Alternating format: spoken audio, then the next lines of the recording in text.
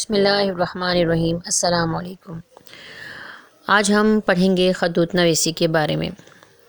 سب سے پہلے کہ ہم خطوط نویسی کے بارے میں پڑھیں، ہم دیکھتے ہیں کہ خط کیا ہوتا ہے۔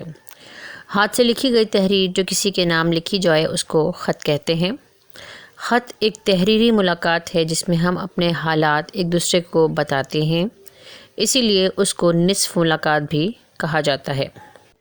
خط کی اقسام دیکھتے ہیں۔ خط کی مختلف اقسام ہیں لیکن دو بہت اہم ہیں، ایک رسمی خط اور ایک غیر رسمی خط۔ رسمی خط وہ ہوتے ہیں جو حکومتی خط ہوتے ہیں، کاروباری خط ہوتے ہیں جو کسی ادارے کو لکھے جاتے ہیں، جو کسی محکمے کو لکھے جاتے ہیں، جس میں فارملٹیز پوری کی جاتی ہیں، جو وہ رسمی خط کہلاتے ہیں، کیونکہ فارمل مینس رسمی۔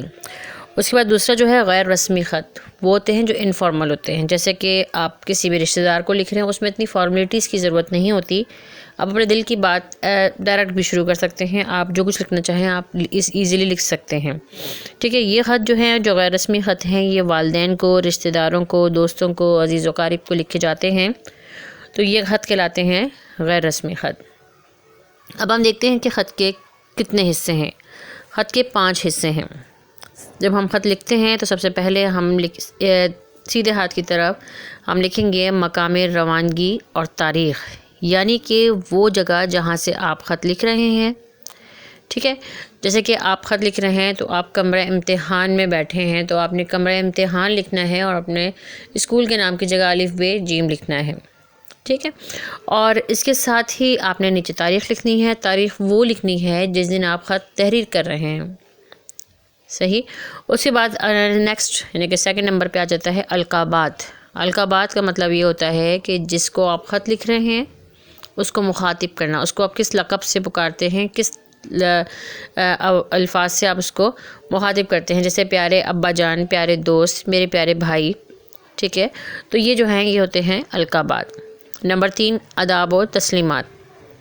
آداب و تسلیمات کا مطلب یہ ہے کہ جب آپ نے لکھ دیا پیارے ابا جان تو اب آپ آگے کیا لکھیں گے، آداب لکھیں گے یا السلام علیکم لکھیں گے، تو یہ کہلاتے ہیں آداب اور تسلیمات۔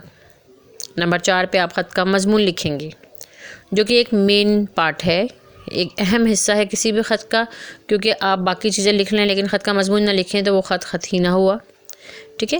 تو مضمون جو ہے وہ کیا ہوگا کہ آپ کا نفس مضمون وہ ہوگا کہ جس ٹاپک پر آپ نے خط لکھنا ہے، جس میں اپنا مدعا بیان کریں گے، اپنی بات بیان کریں گے، وہ کہلائے گا خط کا مضمون۔ اس کے بعد جناب آ جاتا ہے 5 نمبر پہ اختتام۔ تو اختتام میں مکتوب کا مطلب یہ ہے کہ جو لکھنے والا ہے اس کو مکتوب کہتے ہیں، ٹھیک ہے، وہ اختتام کر رہا ہے، تو اب اس میں آپ لکھیں گے والسلام، آپ کا بھائی، آپ کا دوست، آپ کا تابعدار، یا جو بھی آپ لکھیں گے تو وہ ہو جائے گا اس کا اختتام۔ اب ہم خط لکھنے کے اصول دیکھتے ہیں۔ سب سے پہلا اصول یہ ہے کہ خط مختصر ہو۔ زیادہ طویل خط لکھنے سے جو پڑھنے والا ہے اس کو اکتاہٹ محسوس ہوتی ہے۔ نمبر 2 خط کو چھوٹے چھوٹے جملوں میں ترتیب دیں اور کوشش کریں کہ نفس مضمون جو ہے اس کو پیراگراف کی صورت میں تحریر کریں۔ نمبر 3 خط میں مطلب کی بات کی جائے۔ نمبر 4 تحریر خوش خط ہو، جو پڑھنے کے قابل ہو، یعنی کہ جو پڑھنے والا ہے اس کو آسانی سے سمجھ آ جائے کہ آپ نے کیا تحریر کیا ہے۔ اس کے بعد جو اہم باتیں ہیں کہ وہ یہ کہ عربی میں خط کو نامہ اور مکتوب کہتے ہیں، ٹھیک ہے۔ لکھنے والے کو کاتب یا مکتوب نگار کہتے ہیں اور جسے خط لکھا جاتا ہے اسے مکتوب الیہ کہا جاتا ہے۔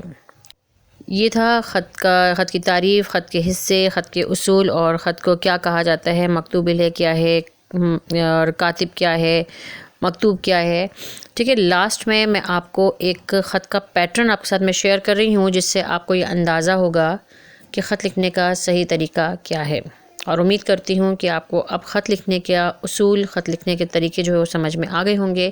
اب انشاءاللہ ہم باقاعدہ اپنے خطوط کا آغاز کریں گے، ٹھیک ہے۔ یہ لیکچر اتنا ہی تھا، اگلے لیکچر تک کے لیے اللہ حافظ۔